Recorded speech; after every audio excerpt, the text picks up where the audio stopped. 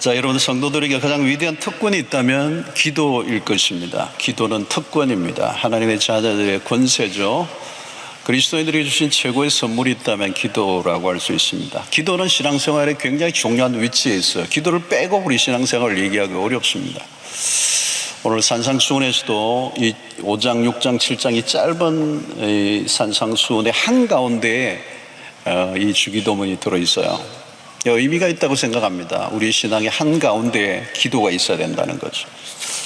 누가복음을 보면 이제 대조하는 성경을 보면 대조를 해보면 누가복음에 가면 제자들이 먼저 예수님에게 기도를 가르쳐 달라고 그래요. 기도를 가르쳐 주십시오. 제자들이 뭔가 예수님의 삶을 보면서 기도에 대한 열망이 생긴 것 같아요. 여러분, 예수님의 생애를 보면 기도를 뺄 수가 없어요. 모든 그분의 공생의 삶은 기도였습니다. 40일 기도로 시작했죠. 어떤 보면 40일 광야에서 40일분을 시작하셨고, 복음서를 보면 계속해서 그분은 기도하시러 가시죠. 밤을 새워 기도하시기도 하고 새벽에 기도하기로 하시고 따로 시간을 내어 기도하셨습니다. 그 다음에 십자가를 앞둔 겟세마네 동산에서는 피땀 흘린 기도를 하시고, 어쩌면 가장 싫은 십자가에 매달려 계시면서도 기도로 마무리하셨습니다. 자, 제자들은 그 예수님의 모습을 보면 기도에 대한 열망을 가졌던 것 같아요. 기도를 배우고 싶다. 너무도 귀한 것이죠. 주기도문은 그래서 시작이 된 겁니다. 예수님이 너희는 이렇게 기도하라. 자, 주기도는 가장 완전한 기도의 형태입니다. 기도의 모범이고 기도의 정수. 2000년 기독교 역사 속에 이보다 더 나은 기도는 없어요. 우리는 이 기도를 따라가야 합니다. 우리가 아무리 탁월한 기도를 해도 이 주기도문을 능가할 수가 없습니다. 그리고 아무리 많은 기도를 해도 결국은 이 주기도문의 범주를 벗어날 수가 없어요. 교회사에 알려진 탁월한 하나님의 사람들, 학자들은 이 주기도문을 다루었습니다. 그리고 이 주기도문의 내용을 가만히 살펴보면 너무도 심오하고 깊습니다. 여러분, 신앙생활을 하다 보면 주기도문의 기준을 놓칠 때가 있습니다. 너무 익숙해서 주기도문의 그 가치를 간과할 때가 많아요. 그래서 무의식적으로 그냥 암송을 하고 끝나버릴 때가 있습니다. 반복하다 보면 익숙해지다 보면 가치를 모르는 거죠. 그래서 그냥 막 되뇌이는 겁니다. 그러면 마치 중언부언하는 것과 똑같아요. 어떤 분은 주기도문으로 시작했는데 끝에 자기도 모르게 사도신경으로 끝납니다. 여러분, 우리가 살아가는 동안에 배워야 할 게 있어요. 그게 뭐냐면 기도인 것입니다.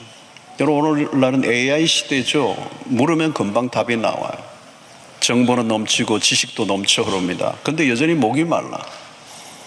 쉽게 얻은 지식과 정보는 휘발성이 높아요. 금방 사라져버려요. 그러니까 그 지식과 정보가 우리를 존재화하지 않는다는 거예요. 그냥 정보일 뿐인 거예요. 여러분, 기도를 배운다는 것은 다른 의미가 있습니다. 그래서 기술을, 테크닉을 배운다는 게 아니에요. 이 기도를 특별히 그리스도로부터 최고의 스승이신 그리스도를 통하여 최고의 레슨은 기도의 레슨, 그래서 최고의 명문 학교가 있다면 기도 학교라고 할 수 있어요. 우리는 기도가 필요한 사람들입니다. 우리는 스스로 충분하지 않는 존재. 기도를 배워야 하는 이유는 기도가 생각보다 쉽지 않다는 겁니다. 많은 그리스도인들이 오랫동안 신앙생활을 하고 기도 생활을 했지만 여전히 기도에 있어서는 초입에 머물러 있는 신자들이 생각보다 많아요. 여러분, 기도는 눈에 보이지 않는 영적인 활동입니다. 기도를 잘 배우지 않으면 도리어 위험해요. 잘못된 기도를 들을 수 있다는 거예요. 내 마음대로. 여러분, 모든 종교의 기도가 있습니다. 이교도적인 기도, 특별히 한국은 전통 종교 속에 있는 이 샤머니즘의 영향을 많이 받아왔어요.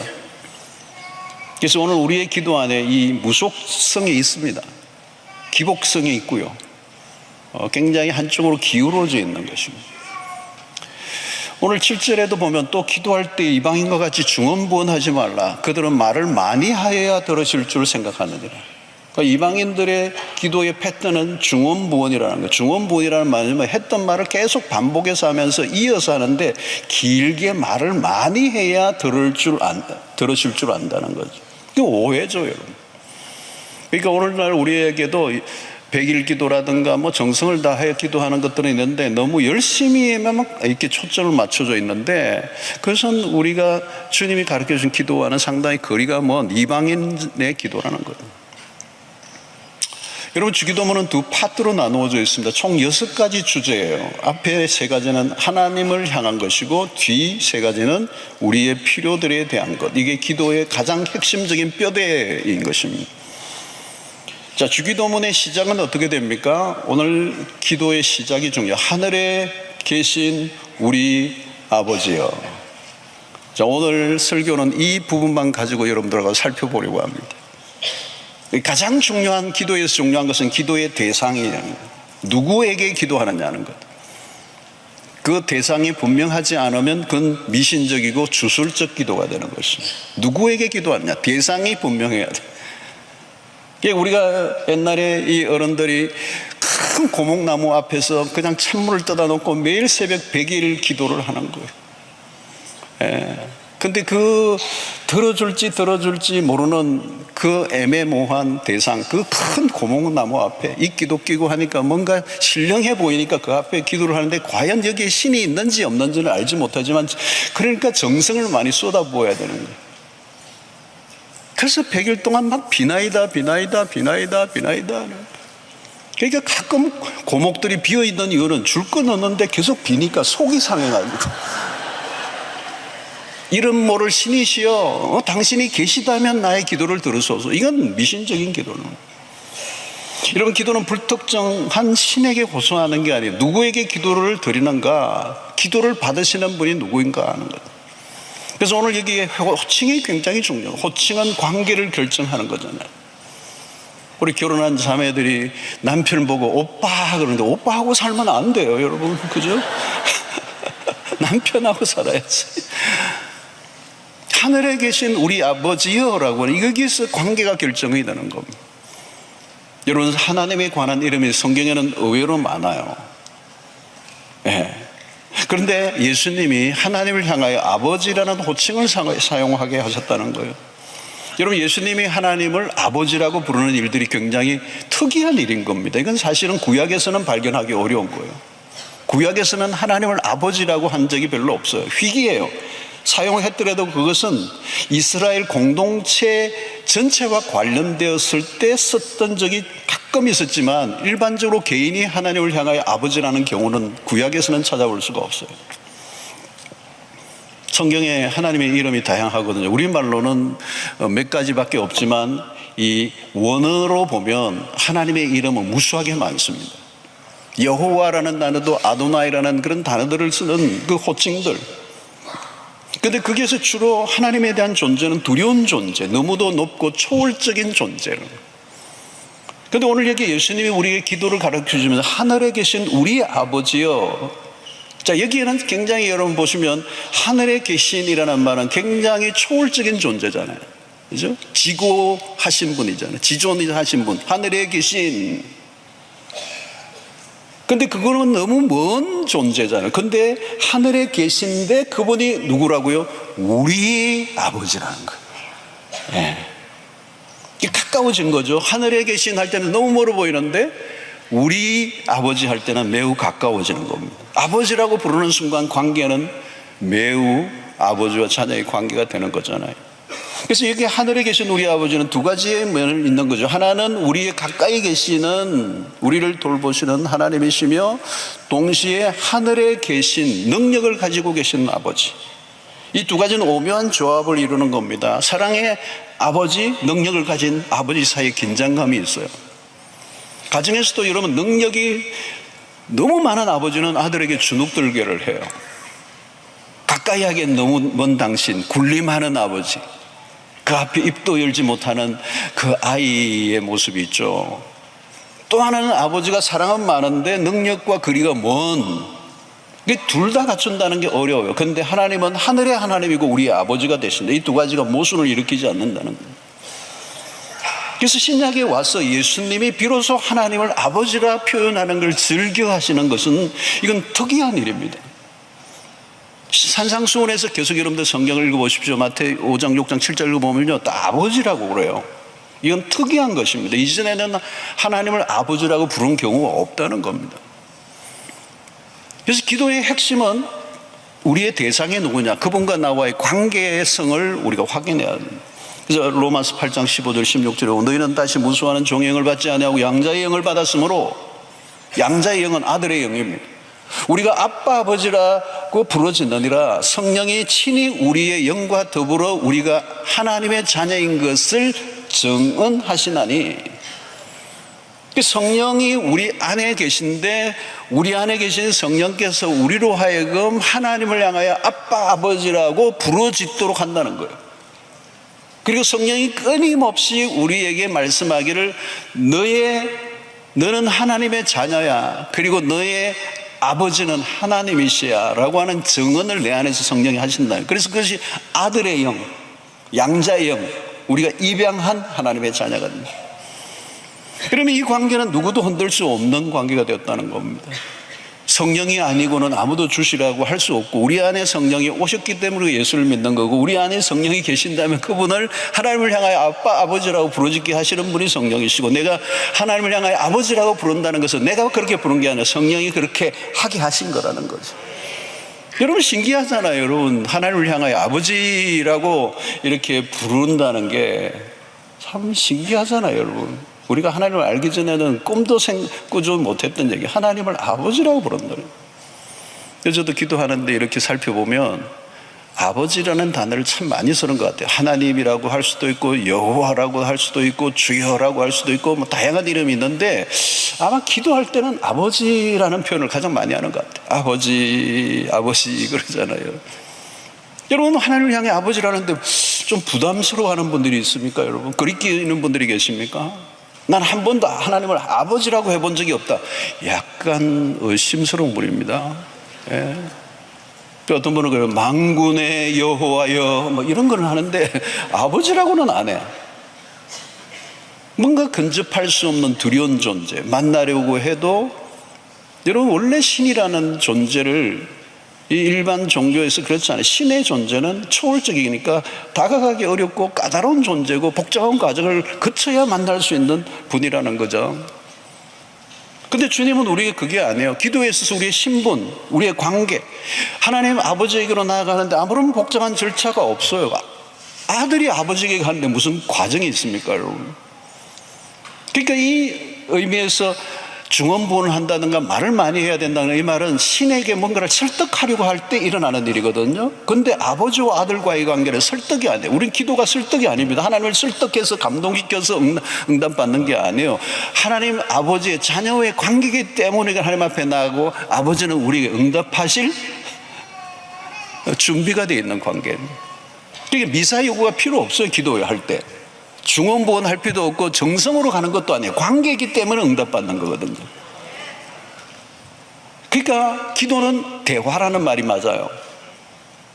설득하고 막 뭔가 우리 안에 엄청난 액션을 취하고 이게 필요 없어요. 그냥 대화하는 거예요. 그래서 기도는 본능적이고 아버지의 관계 안에서 일어나는, 하나님이 우리의 아버지 되심이라고 하는 이 사실을 믿기 때문에 거리낌 없이 당당하게 자연스럽게, 때로는 뻔뻔하게.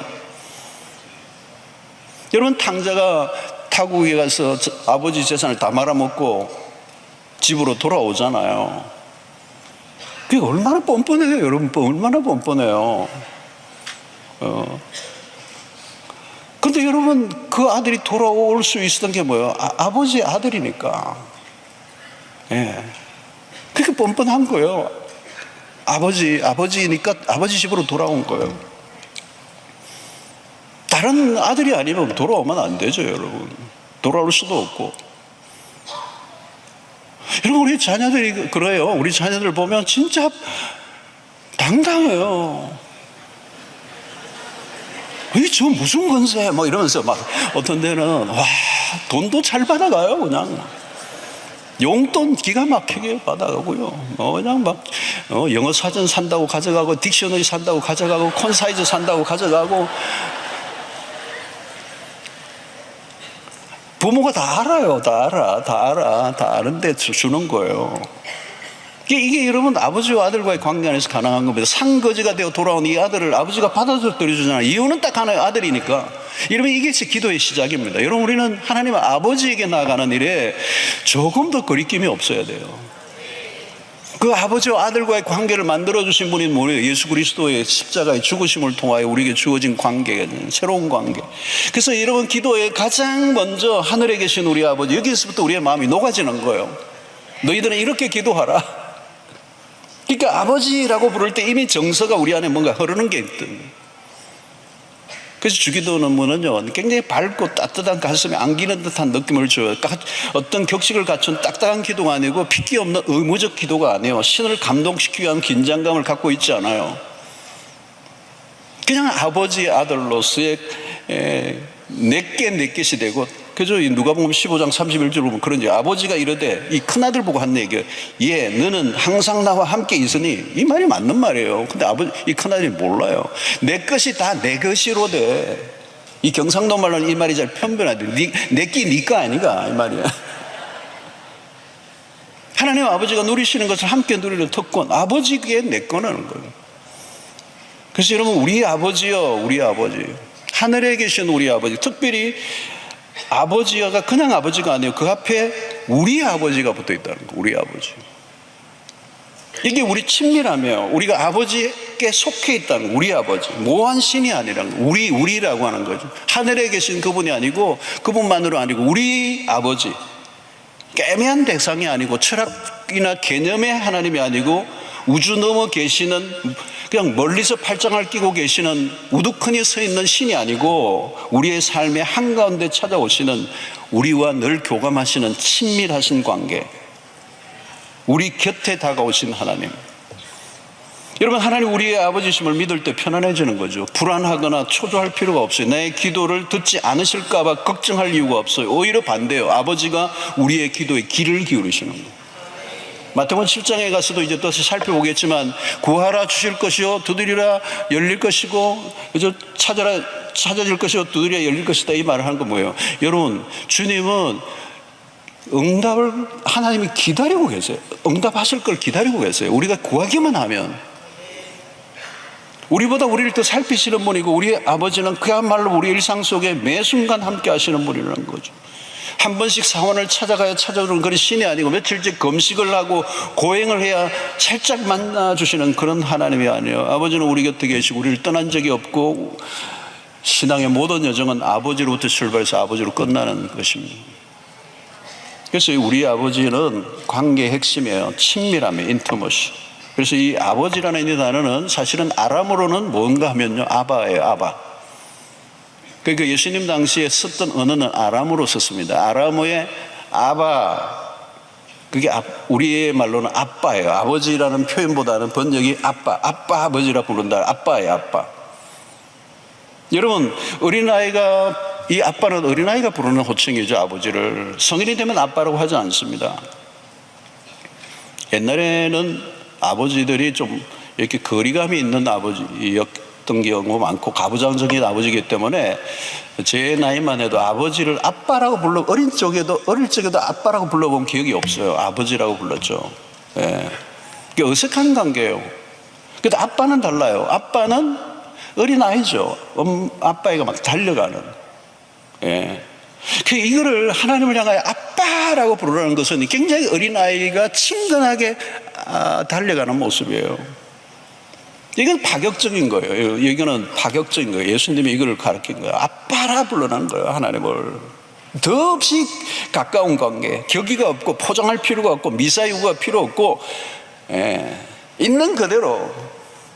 그 중간에 여러분 뭐가 끼어들 게 아무것도 없어요. 이렇게 로마 캐톨릭 교회는 뭐 성모 마리아요. 이렇게 하나님과의 관계가 너무 거리가 멀기 때문에 중간에 매개하는, 그죠? 중보 역할을 하는 사람이 필요하다는 거죠. 그 마리아요, 우리의 기도를 하늘 성부께 올려주십시오, 이렇게 기도를 하는 거죠. 그러니까 우리의 기도는 하늘에 닿기가 너무 힘드니까 성모 마리아의 힘을 빌기도 하고, 성인들의 이름을 빌기도 하고, 뭐 성인들의 막 이름들 가지고 와요, 여러분. 근데 여러분, 예수님이 우리가 가르쳐준 기도는 그게 아니에요. 아빠라고 부르는 거, 아빠와의 관계라는 거. 그게 뭐가 걸림돌이 있습니까? 친근한 거예요, 친근한 거. 아버지, 아빠. 여러분 사도신경 시작하셨잖아요. 여러분 전능하사 천지를 창조하신 하나님, 그 다음에 뭐예요? 아버지를 내가 믿어. 여러분 이게 우리의 기도를 이끌어가는 힘이에요. 하나님 앞으로 나아갈 힘을 얻게 하는 것은 아들 예수 그리스도의 머리고, 그 이름으로 우리에게 주어진 하나님의 자녀의 권세는 자녀의 신분으로 아버지에게 주저함 없이 자신감을 가지고 나아갈 수 있도록 해주셨다는 거죠. 그래서 그 아버지는 어떤 분이에요? 마태복음 6장 32절은 이는 다 이방인들이 구하는 너희 하늘 아버지께서 이 모든 것이 너희에게 있어야 할 줄을 아시느니라. 그래서 너희는 먼저 그의 나라와 그의 일을 구하고 무엇을 먹을까 입을까 마실까 염려하지 마라. 이런 얘기를 하는 거죠. 여러분 자녀를 위해서 아끼고 싶지 않죠. 부모는 다 주고 싶은 거죠 사실은. 그래서 로마서 8장 32절에 자기 아들을 아끼지 아니하시고 우리 모든 사람을 위하여 내주신 이가 어찌 그 아들과 함께 모든 것을 우리에게 주시지 아니하겠느냐. 이게 하나님에 대한 아빠에 대한 신뢰를 가지는 것입니다. 자, 우리가 또 하나 생각할 것은 우리 아버지여 라고 할 때 이 우리 아버지는 우리라는 이 말은 공동체적인 기도를 의미합니다. 주기도문은 홀로 할 수 있는 기도가 아니에요. 함께 기도할 사람이 필요해요. 우리 아버지여, 나만의 하나님이 아니고 우리 아버지. 그러니까 기독교 자체가 공동체적이고 기도하는 사람은 모두 아버지가 한 분이시에요. 빌리 그레함이 그 말을 했어요. 하나님은 손자를 두시지 않았다. 그러니까 손자도 아버지도 할아버지도 다 하나님을 향하여 아버지 그러잖아요. 존수가 어떻게 돼요, 여러분? 이 토마스 아퀴나스는 주기도는 우리가 친구 없이는 기도할 수 없다는 것을 상기시켜준다. 기도하는 사람 모두가 아버지가 한 분이에요. 우리가 따로따로 주기도를 한다 할지라도 서로를 생각하며 기도합니다. 그래서 주기도는 공동체를 이루어가는데 매우 중요한 기도예요. 나만의 필요를 구하는 게 아니라 공동체의 필요를 품고 기도하는 겁니다. 나 중심의 기도가 아니라 우리여야 된다. 우리를 빼버리면 기도는 사적으로 개인적 용도로 쏠리게 되고 그때부터 기도는 위험해진다는 거예요. 그래서 여러분 늘 기도할 때 우리 주기도문을 통해 우리에게 기도를 가르쳐 주시는 건 뭐냐? 내 기도가 응답되면 과연 그 기도가 다른 사람에게도 유익한 것일까? 이렇게 생각을 해야 돼요. 내가 기도하는데 내 기도가 응답됐는데 옆에 사람 불행해져. 그건 주님이 원하시는 기도가 아니에요. 우리가 이기적인 기도, 탐욕적인 기도로 갈 가능성이 굉장히 많아요. 공동체성을 잃어버리면 우리만 복을 받으면 돼, 나만 잘 되면 돼. 그건 여러분 기복적이고 세속적인 기도란 말이죠. 그래서 내 기도가 응답되면 나에게도 좋지만 사실은 다른 사람에게 더 좋은 결과를 가져오는, 그죠? 그렇게 경쟁업체와 기도할 때 하나님 나에게 다 쏟아 부어주십시오. 그 집 망하라는 얘기하고 못한 거잖아요.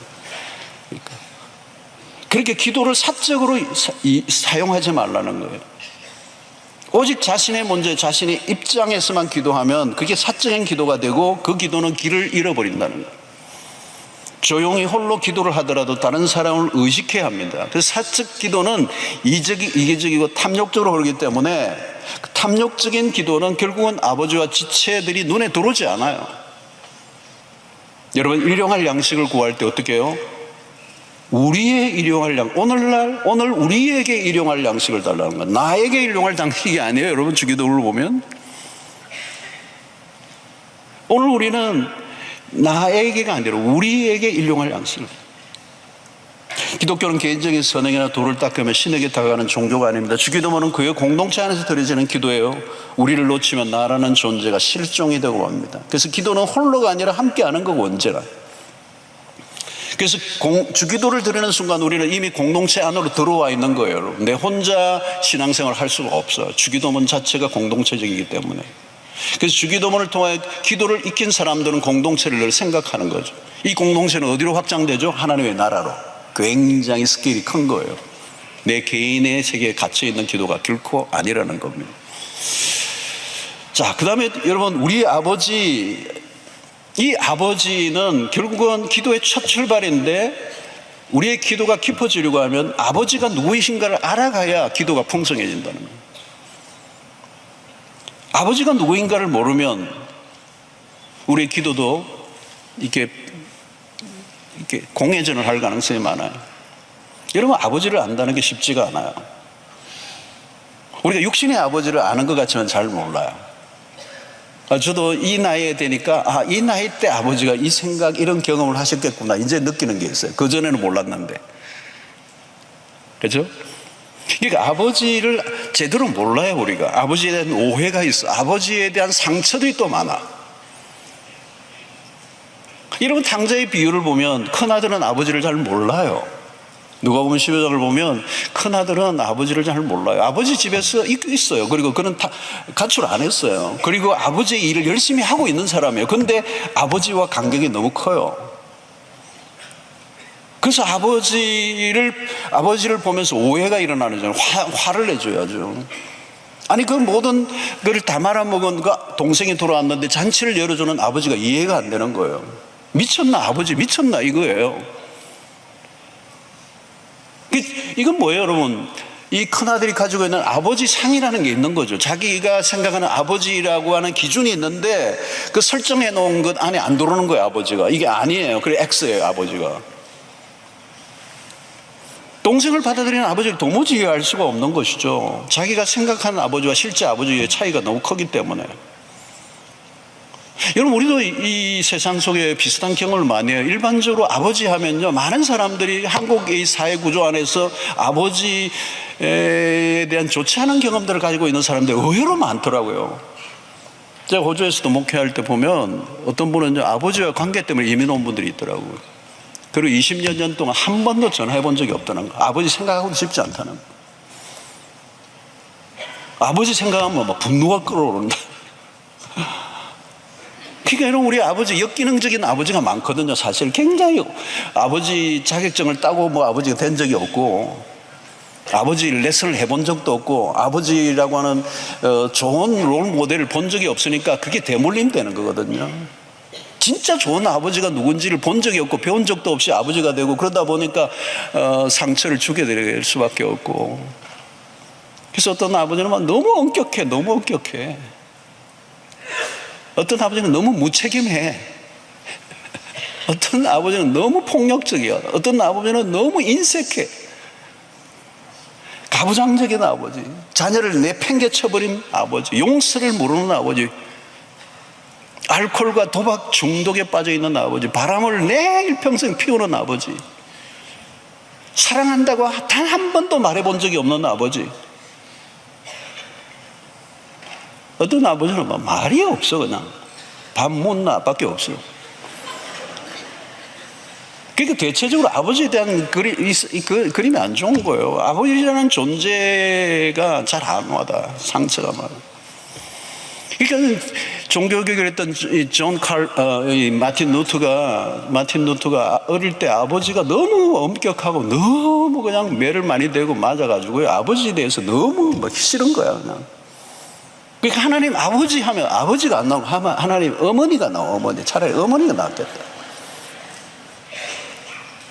여러분, 하늘에 계신 우리 아버지는 달라요. 성경에서 만나는 아버지는 파격적인 하나님. 탕자의 비유에서 만난 아버지는 어떤 나요? 우리가 경험해온 아버지와 전혀 다른 거예요. 여러분, 우리가 기도가 깊어지려고 하면 아버지가 누구인가를 알아야 돼요. 아버지가 누구인가 모르니까 이방인의 기도가 나오고 중언부언이 나오고 헛소리를 하는 거죠. 여러분, 하나님 아버지는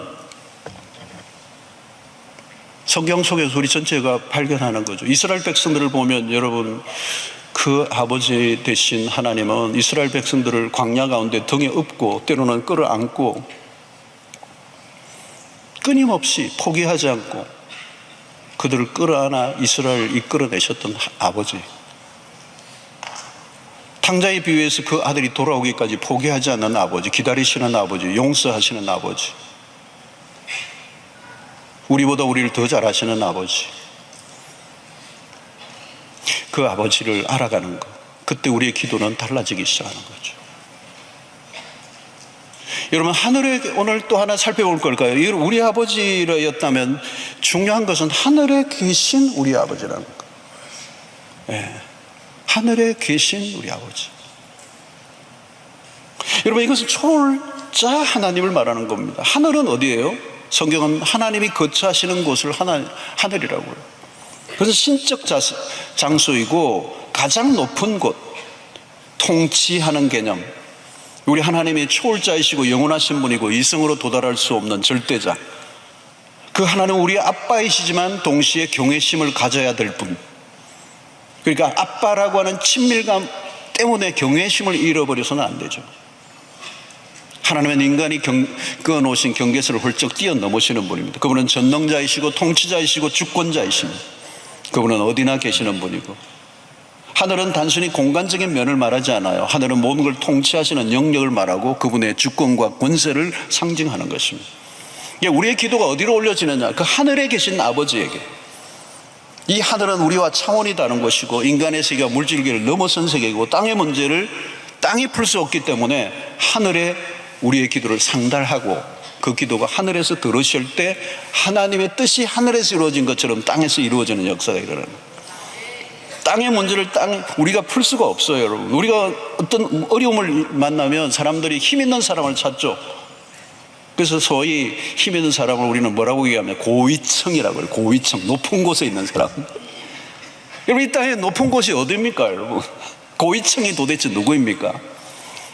사무실이 높으면 고위층입니까? 올라가봐야 125층이겠죠, 우리나라.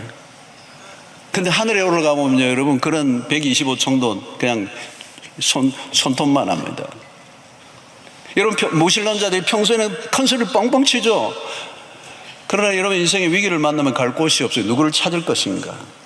여러분, 위기의 순간에 누구를 찾습니까? 누구를 의지합니까? 누구가 해결자이십니까? 모든 것을 다스리시는 하나님. 그분은 영원히 모든 것을 다스리시는 왕 중의 왕이십니다. 우리는 단순히 친밀하기만 한 아버지가 아니에요. 그분은 하늘의 하나님. 그분은 우리에게 사랑한다고 말씀만 하시는 분이 아니라 책임을 지시는 하나님. 하늘의 하나님, Heavenly Father. 그러므로 여러분, 하늘에 계신 우리 아버지요, 이 안에 기도에 모든 게 들어있어요. 아버지, 우리의 영혼 깊숙한 곳에 파고드는 감동이 그 아버지라는 이름 안에 있는 거예요. 그러므로 그 하나님을 우리 아버지로 모시고 산다는 것만큼 더 큰 특권이 있겠습니까? 아버지의 이름을 부르며 기도할 수 있다는 것보다 더 나은 우리에게 주어진 권세가 있겠습니까? 고인이 되신 이령 교수님의 간증 들었던 얘기가 있습니다. 미국에 살던 딸 이민아 씨와 대화를 하는데, 그 이민아 씨가 얘기하는, 그 딸이 얘기하는데, 아버지하고 얘기하는데 끊임없이 뭔가를 아버지를 얘기하는데, 이 이어령 교수님을 듣는데 내가 아버지인데, 딸의 얘기를 계속 듣다 보면 자기가 아닌 다른 아버지 얘기를 하고 있다는 걸 감을 잡는 거예요. 가만히 보니까 얘기를 듣다 보니 그게 또 다른 아버지가 있는데 그게 바로 하나님 아버지라는 걸 이제 알게 돼요. 문맥상을 들어보면 알잖아요. 여러분, 어린 시절에 이 이민아 씨는 그 아버지와 한 집에 있어도 부재를 느껴서 아버지의 부재. 왜? 아버지는 늘 뭔가를 하고 있는 분이에요. 끊임없이 연구하고 있는 분이죠. 한국의 지성의 상징이잖아요. 그러니까 아빠 어린 마음에 아빠하고 좀 놀고 싶어서 방 안에 가면, 서재로 가면, 얘야 지금 아빠가 좀 바쁘다, 저리 가서 좀 놀다가 와라. 아버지의 부재, 아버지가 있으면 아버지의 부재를 느꼈어요. 오랜 세월이 흘러 유학을 가고 미국에 생활하고 결혼을 하고 삶의 고난과 어려움과 시련들, 여러분 암도 걸리고 뭐 엄청난 사건, 뭐 가정도 깨어진 경험을 하기도 하고 눈의 시력을 잃어버리는 순간이 오기도 하고, 그 수없는 고난을 지나는 가운데에 그의 인생을 이끌어 주신 분은 육신의 아버지가 아니에요. 하늘 아버지였어요. 그분이 없었다면 그 인생은 무너질 수 있어요. 저는 이민아 씨가 나중에 목사가 됐죠. 목사가 되시고 나서 제가 호주에 있을 때도 저희 교회도 오고 만나고 교제도 하고 하는데 완전히 하나님 앞에 사로잡힌, 여러분, 육신의 아버지는 한국의 유명한 지성의 상징입니다. 유명한 분입니다. 그런데 아버지의 지성이 딸의 아픔과 고난에 아무런 기여도 할 수가 없어요. 고난을 겪고 외롭고 절망 속에 있을 때 그 곁을 지켜주신 분은 하늘 아버지였습니다. 물론 우리 육신의 아버지들 가운데 좋은 분들이 많아요. 우리를 도울 수 있어요. 그런데 한계가 있어요. 우리가 고난에 처해 있으면 고난에 다가올 수가 없어요. 그래서 이런 교수 얘기죠. 어린 시절, 어린아이 때 열병을 앓고 누워있는데 엄마는 어딘가에 외출을 하고 계시고, 근데 어머니는 돌아오지 않고 열병을 앓고 끙끙 앓고 있는데 한참 후에 오후에 어머니가 돌아와서 그 찬 겨울에 찬 손으로 자기 뺨을 만지는 그 순간 어머니의 따뜻한 손을 느끼긴 하지만, 어머니의 사랑스러운 손길이 자기의 그 뺨을 닿는 것을 느끼긴 하지만, 그 어머니의 찬손과 자기의 뺨 사이에 엄청난 간격이 있다는 걸 느꼈다는 거예요. 그 어머니의 사랑도, 그 어머니의 모든 어떤 수고도 자신의 고난을 파고 들어올 수 없다는 것. 여러분, 육신의 아버지는 돕고 싶어도 그럴 수 없는 날이요. 어떤 때는 여러분 육신의 아버지가 오히려 내가 의지했던 그 아버지가 어느 날은 내가 도와야 될 아버지로 바꾸어져 있어요. 사랑하는 성도 여러분, 우리는 하늘 아버지를 모시고 그분과 함께 살아갈 수 있는 특권을 우리에게 주셨습니다. 여러분, 하나님이 아버지가 없는 사람이 고아예요. 여러분, 고아와 아버지가 있는 사람은 다른 것입니다. 표가 나요. 표가 나. 이 거친, 이 어려운 세상의 한가운데서 아버지 하나님 없이 살아가는 그런 인생이야말로 여러분 상상하기 어려워요. 상상하기 어려워요. 여러분, 오늘날 세상이 얼마나 혼란스러워서 얼마나 거칩니까? 여러분, 아직 완전한 하나님의 나라가 이루어지지 않은 이 불완전한 세상 속에 수많은 유혹과 시험들이 가득한 이 세상 가운데 우리는 연약하고 부족투성이고 불안과 두려움에 사로잡혀 있는 오늘 우리의 시대 속에 우리의 힘만으로 살아가기는 역부족이에요.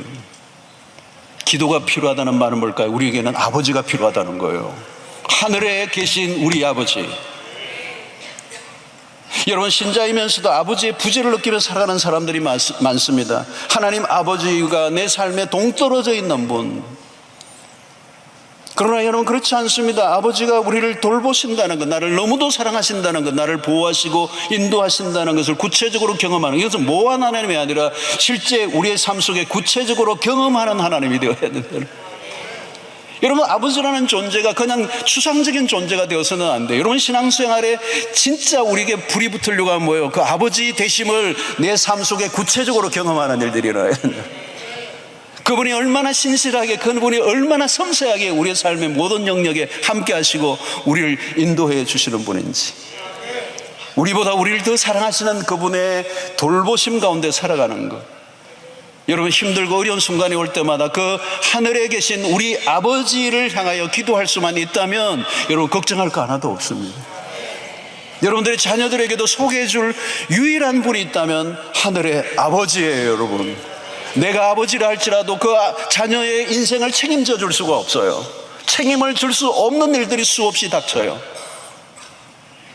여러분, 내가 아버지로 어머니로 자녀에게 최선을 다하지만 어느 순간에는 그를 도울 수 없는 절대적 한계를 마주칠 때 그 자녀들이 누구를 의지하며 살아야 되느냐?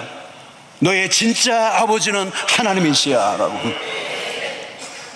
여러분, 우리의 자녀들에게 여러분, 아버지가 능력 있는 건 좋아요. 여러분, 근데 육신의 아버지가 능력 있는 건 좋아요. 근데 그 육신의 아버지가 평생 동안 그 자녀를 책임져 줄 수 없다는 걸 그 아이들이 깨달아야 돼요. 너의 진짜 아버지는 하늘 아버지야. 그분은 우리를 위하여 생명까지 내어놓으신 분이고 자기 아들까지 아끼지 아니하시고 우리를 위하여 내어놓으신 하나님. 그 하나님을 구체적으로 경험하는 거예요, 여러분. 그래서 여러분들의 필요가 있으면 그분에게 구하세요. 실력 있는 사람 찾아다니지 마시고요, 문제가 있으면 그분에게 가세요. 외로울 때 그분에게 가세요. 아니, 그분이 계세요, 내 곁에. 사람 의지하지 마세요. 도울 힘이 없는 인생을 의지하지 말라고요. 여러분, 그 아버지를 경험할 때 우리가 더 그분을 신뢰하게 되죠. 너무도 구체적으로, 어떤 데는 소름이 돋을 만큼 그 아버지는 지금도 살아계셔서 우리 가운데 우리의 삶을 신실하게 지키시고 인도하시는 그 아버지, 여러분 고아처럼 살지 않게 되기를 바랍니다. 고아들은요 얼굴에 뜨덕뜨덕 써놨어요. 한 맺힘 일어났어요. 근데 아버지의 아들들은 그러지 않아요. 우리의 모든 문제를 그분에게 맡기는 거예요. 쉬워요, 여러분. 그분에게 맡기는 거예요. 내가 할 수 없는 일들이 얼마나 많아요. 근데 우리는 그걸 내가 할 수 있는 것처럼 끌어안고 몸부림을 치잖아요. 얼마나 어리석어요, 여러분. 너희 염려를 다 주께 맡겨라. 이는 그가 너희를 돌보심이라. 사랑하는 성도 여러분, 하늘에 계신 우리 아버지요, 여기서 기도로 끝난 거예요. 이미 기도의 시작에서 이미 완성된 거예요. 그분이 우리 아버지시라는 거, 그분이 하늘에 계신다는 거, 이 하나님과 함께 동행의 삶을 살아가는 이 특권을 누리는 그 아버지의 아버지 되심을 구체적으로 경험하고 일상 속에 승리하는 여러분들 되시기를 주의 이름으로 축원합니다. 하나님, 오늘 또 우리에게 주신 말씀으로 인하여 다시 한번 주기도문을 통하여 주님께서 우리에게 가르쳐 주신 그 기도, 하늘에 계신 우리 아버지여, 이 놀라운 은혜를, 특권을 허락하신 것을 감사하고 이 기도를 특권으로 알고 향유하며 이 기도를 통하여 아버지 되심을 구체적으로 경험하며 살아가는 일상이 되게 하여 주시옵소서. 예수님의 이름으로 기도하옵나이다. 아멘.